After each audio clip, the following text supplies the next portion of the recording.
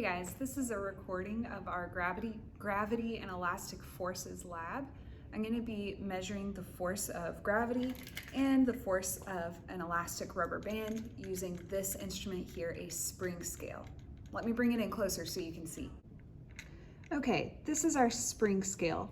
As you might be able to see, there is a spring inside of it, and the tightness of that spring is calibrated so that as it stretches out, it can measure the exact force of whatever is pulling on it from the bottom. It can measure this force in 2 units. On the left, we see it measuring in pounds, and on the right, we see it measuring in newtons. In this class, we're going to be measuring pulling and pushing forces using newtons. So make sure you're looking on the right. Now, because there's no force pulling on it right now, I'm going to calibrate and make sure that my scale is reading 0 newtons right now. There is 0 mass on this hook, and it's measuring 0 newtons. The masses I'm going to be measuring for this lab are these large metal washers, mostly because I have a lot of them and because they're pretty heavy.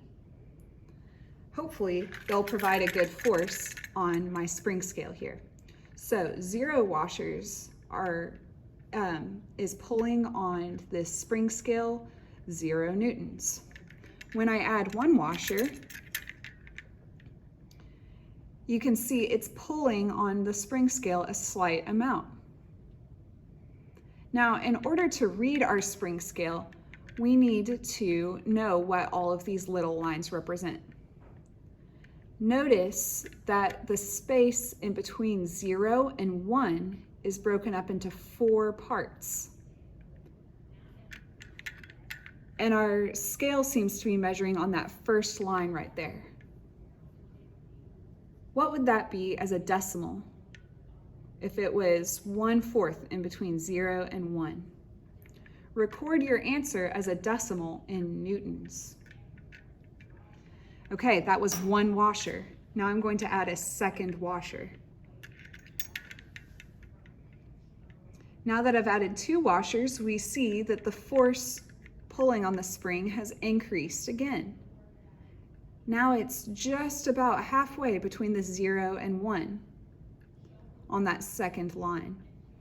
Make sure you record this as a decimal still. Okay, what about a 3rd washer? Let's see. I now have 3 washers on the spring scale. And this is really convenient. It's right on that 3rd line in between 0 and 1. Record this in newtons as a decimal. I'm going to add a 4th washer. I'm running out of space on my hook. Let me go add something that will allow me to hang more washers. Okay, so this might be a little jank, but I bent a paper clip to make my hook a bit larger. And as you can see, I managed to get a 4th washer onto it this way. With 4 washers added, what is the pulling force in newtons? Okay, with my awesome little paperclip setup, I can add a 5th washer. Let's see. Look carefully at the lines and record as a decimal what is the pulling force in newtons of 5 washers. All right, finally, last washer. This is the last one that I think will fit. We have 6 total washers on our hook. How much is it being pulled? Make sure you count those lines and record it as a decimal.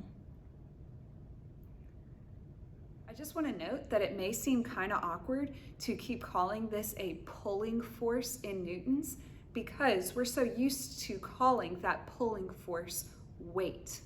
Whenever something is being pulled down by gravity, we can call that pulling force weight. So it's not wrong to say weight. I'm just trying to be a bit more specific here by using the word force. Okay, I've changed the camera angle a bit here because we're going to be measuring a different force now. We've already measured the pulling force of gravity on an object, which is called weight. Now we're going to measure the pulling force of an elastic object, like a rubber band. So we'll be pulling at different amounts and measuring the force. We'll still be using the same spring scale. Even though we're not holding it up and down, this spring is still going to be pulled. So let's start with the hook wrapped around the rubber band, if I can get it. Right now the rubber band is loose. It's not being pulled at all. Make sure to look at the spring scale. How many newtons is the spring being pulled right now? Well, it's not. It's being pulled 0 newtons. Now, let me take my ruler. I'll put it right at the starting point. I'm going to pull the rubber band back 2 centimeters, and we'll measure how much pulling force that has. So 1, that's about 2 centimeters. Look at the spring scale. Make sure to count the lines. It looks like it's maybe halfway or 3/4 of the way between 1 and 2. Record in newtons the pulling force of stretching this rubber band 2 centimeters. Now I'm going to stretch it to 4 centimeters. 3, 4. All right, that's about 4 centimeters. Again, look at the spring scale. Make sure you look at the smaller lines and record in decimals how many newtons of force we have when we pull the rubber band 4 centimeters. Now I'm going to pull it 2 more to 6 centimeters. 5, 6. How many newtons in decimals of force does pulling the rubber band back 6 centimeters produce? Do you think we can go to 8 centimeters? Let's look. 7, 8. All right, record on your table. How many newtons of force does 8 centimeters give us? It looks to be somewhere in between the 3 and the 4, but use those small lines to be as specific as you can. Let's go to 10 centimeters. This is starting to make me nervous, y'all. Okay, 10 centimeters, it's stretched pretty tight. I can feel it pulling back on my fingers, so I know there must be a lot of pulling force. How much force is it? Record your answer in newtons on the table. Do you think I can pull it to 12? Oh my gosh, I'm so nervous. Let's do it. 11, 12.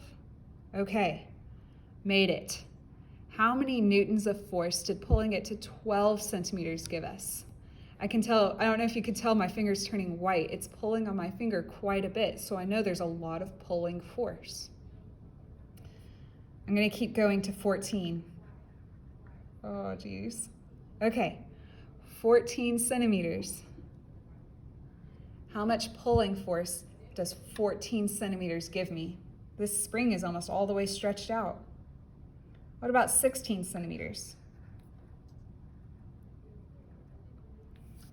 This rubber band is stretched 16 centimeters. How many newtons of force is that? Make sure you use those smaller lines to give me a decimal answer. 18? I can feel the tape on my meter stick pulling up, but we're still here. 18 centimeters. Can you see it up here at the top? How many newtons of force does 18 centimeters give us? All right, I think we can make it one more, y'all. Let's do 20.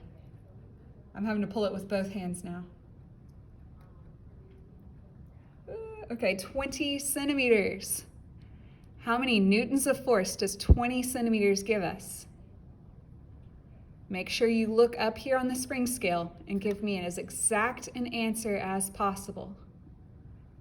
Okay, I'm gonna let go of it before it snaps me. Okay, thanks for doing that along with me as we measured the pulling force of gravity on some washers and the pulling force of a rubber band using our spring scale. Feel free to go back in this video, slow it down, and pause it as many times as you need to record all of this data into the tables.